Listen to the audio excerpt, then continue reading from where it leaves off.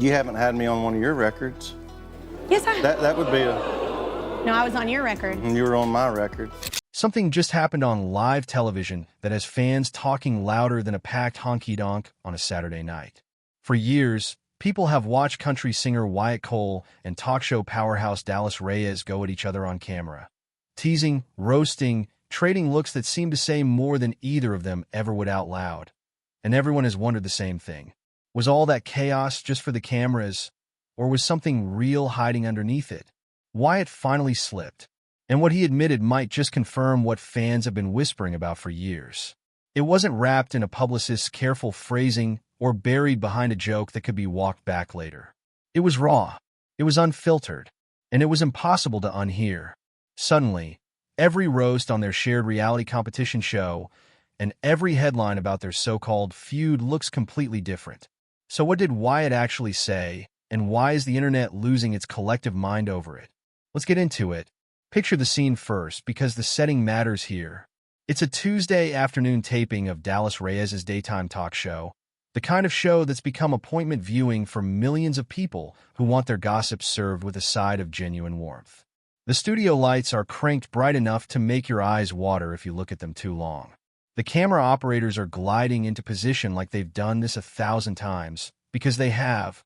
The studio audience is buzzing, shuffling their little programs, whispering to strangers sitting next to them about who might show up today. And then Dallas walks out. She's in a sequined blazer the color of a sunset, moving across that stage like she owns every square inch of it, because in a very real sense, she does. The crowd goes up in a wave of noise the second she appears, and she soaks it in without missing a beat, blowing a kiss toward the cheap seats. A moment later, out strolls Wyatt Cole, and the contrast is almost comedic. Where Dallas is all shine and spark, Wyatt ambles out in a faded denim jacket and boots that have clearly logged more miles than most rental cars, with that lazy half-grin that makes you feel like he's already 3 jokes ahead of you. The audience laughs before he's even said anything, just at the sight of the two of them standing next to each other. It's the classic odd couple energy that made their years of appearing together must-watch television in the first place. Her electric and fast-talking, him slow and dry and somehow always landing the punchline anyway. The banter starts before either of them even sits down. Dallas gets the first shot in, teasing him about a new single he'd released called Nebraska Nights, pointing out that he was born and raised 3 states away and had, by his own admission, never actually been to Nebraska. The crowd howls. Wyatt just shrugs, tips his hat back, and looks at the camera like he's letting the audience in on some private joke only the two of them understand. Then, just when the laughter starts to settle, he leans into his microphone and says the line that would be clipped, captioned, and shared roughly 400,000 times before the show even finished airing that night. Dallas, honey, you and I have been around each other so long. We practically share a toothbrush at this point. For one full second, the studio goes dead silent. You could hear the air conditioning humming. Did he really just say that? On camera? With her mother's production company literally 2 floors up in the same building? And then, all at once, chaos breaks loose. Half the audience is laughing, half of them are gasping, and Dallas herself is doubled over her desk, one hand pressed against her chest like she's trying to hold her ribs together, wheezing out something that might have been a protest if she could get enough air to finish the sentence. Wyatt doesn't let up. He keeps going, listing off all the ways their lives have tangled together over the years. Same producer, same guitar tech, same disastrous holiday party 3 years back that neither of them will fully explain on camera. And by the time he finishes, Dallas has completely given up trying to talk and is just pointing at him with tears streaming down her face, laughing too hard to form words. Clips of the segment hit social media before the credits even rolled. Within the hour, the view count had blown past 1 million, and the comment sections turned into a free-for-all of speculation and delight. I knew there was something there, read one of the most liked comments. Another simply said, "Toothbrush sharing is a bold claim, sir." What made the moment land the way it did wasn't just the joke itself. It was the fact that Wyatt didn't dance around it, didn't backpedal, didn't do the things celebrities usually do where they let a comment hang in the air for 5 seconds before laughing it off as just kidding, folks. He said it, sat with it, and let the room do whatever it wanted with the silence that followed. No walk back. No follow-up statement from a rep the next morning. He meant it, or at least meant enough of it to leave everyone guessing, and somehow that half-committal honesty is exactly what made the clip take off the way it did. Now, before anyone starts drawing up family trees or assuming there's some literal genetic connection here, let's be clear about what Wyatt was actually getting at. He wasn't making a genealogy claim. He was talking about something a lot of people outside the entertainment industry don't fully grasp. Just how small and tangled the world of working country musicians and television producers really is once you've been in it long enough. It's less like a wide-open career field and more like one giant extended family reunion that never really ends, where everyone has worked with everyone, dated someone who worked with someone else, and can trace a direct professional line back to the same 3 or 4 powerful people in Nashville. Take the actual mechanics of how Wyatt and Dallas ended up orbiting each other in the first place. Dallas's longtime executive producer, a guy named Frank Delgado, spent the better part of the 90s managing session musicians, and one of the guitarists he regularly booked back then went on, years later, to co-write 3 of Wyatt's biggest singles. That's one thread. Wyatt's road manager, a woman named Priya Shah, used to work event logistics for the same award show that gave Dallas her first big national television moment, years before either Wyatt or Dallas had any idea who the other one was. That's another thread. And once you start pulling on threads like that in this industry, you find they don't really stop. Every producer, every songwriter, every stylist, every tour bus driver seems to be 1 or 2 degrees removed from someone the other person has worked with, dated, feuded with, or shared a green room with at 3 in the morning after an award show ran long. That's the world Wyatt was joking about. It's a professional ecosystem so densely interconnected that 2 people who've spent over a decade circling the same handful of industry events, the same green rooms, the same charity golf tournaments and holiday parties, basically can't help but become tangled up in each other's lives, whether they mean to or not. When Wyatt and Dallas roast each other on camera, it doesn't read as scripted, because it isn't. It's the natural rhythm of 2 people who've been navigating the same chaotic, overlapping industry currents for years, and who've picked up each other's rhythms the way old friends do without ever really trying to. To understand where that rhythm actually came from, you have to go back further than the talk show, further than the reality competition series that first put them on screen together, back to a night that neither of them talks about much in interviews but that a few longtime industry folks still bring up when the subject comes up. It's around 11 years ago, in a cramped, sticky-floored bar just off a side street in a mid-sized southern city, the kind of place with a stage barely big enough for a 4-piece band and a sound system that crackles if you turn it up past a certain volume. Wyatt is in the crowd that night, still a few years out from his first real radio hit, nursing a beer and half-recognizing faces in the room the way you do when you've been on the circuit long enough. On stage is Dallas, but not the Dallas anyone watching daytime TV today would immediately recognize.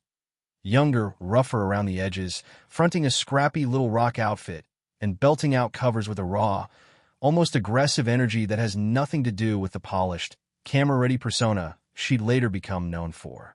She's not performing so much as unloading, and the small crowd can feel it. After the set, Wyatt makes his way over, offers a genuine compliment, cracks a joke about her cover choices, and the 2 of them end up trading numbers before the night is out. Nothing dramatic happens. No sparks flying movie moment. Just 2 young, broke musicians recognizing something familiar in each other and deciding it was worth staying in touch. But that's not actually where the real bond formed. That came later, in the years that followed, through the genuinely brutal stretch of building a career in an industry that chews people up without much ceremony, through canceled tours, disastrous label meetings, a couple of very public breakups on both their parts, and the slow grind of trying to become somebody in a business designed to make that as difficult as possible. They became each other's steady point of contact through all of it. When Dallas went through an ugly, high-profile split from her first husband, a man who'd also, awkwardly, been her manager for a stretch, Wyatt wasn't the guy issuing public statements of support or subtweeting anybody. He was the guy who showed up, uninvited but welcome, with a truck full of takeout and a stack of ridiculous straight-to-video movies, and just sat with her on a couch for 3 nights in a row while she processed the wreckage. He didn't try to fix it. He just didn't leave. Years later, when Wyatt's own career hit a rough patch, a label dispute that nearly buried an album he'd poured 2 years into, Dallas was the one calling him at midnight, not to give advice, but just to make him laugh long enough to remember why he still wanted to do this at all. That's the part that never makes it into the headlines. People see the on-camera roasting, the eye rolls, the exaggerated sighs when one of them steals the other's punchline. What they don't see is over a decade of unglamorous, unphotographed loyalty, late-night phone calls, terrible advice offered with total sincerity, the kind of friendship that gets forged specifically because two people were stubborn enough to keep showing up for each other when showing up wasn't easy or convenient. Dallas, for her part, has never exactly been the type to play it safe in public.